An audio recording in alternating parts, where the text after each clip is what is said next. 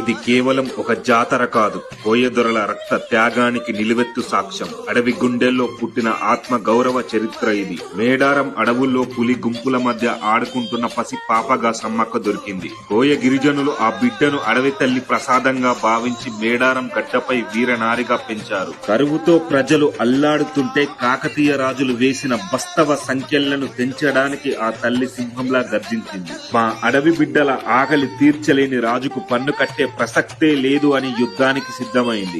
సమ్మక్క కొడుకు జంపన్న వీరమరణం చెందితే ఆ బిడ్డ రక్తంతో సంపంగి వాగు ఎర్రగా మారి జంపన్న వాగుగా పారింది. కన్న బిడ్డల రక్త తర్పణం చూసిన ఆ తల్లి చివరకు కుంకుమ భరిణిగా మారి అడవిలో కలిసిపోయింది. తల్లికి మనం ఇచ్చే బెల్లం అది కేవలం ప్రసాదం కాదు, సాక్షాత్తు ఆ తల్లి దీవించి ఇచ్చిన బంగారం. మాఘ మాసపు చలిలో శరీరానికి వేడిని, రక్తానికి శక్తిని ఇచ్చే సహజ ఔషధం ఈ బెల్లం. అందుకే అడవి బిడ్డలకు అదే అసలైన ఆరోగ్యం. త్యాగానికి మారుపేరు మన మేడారం. జై సమ్మక్క, జై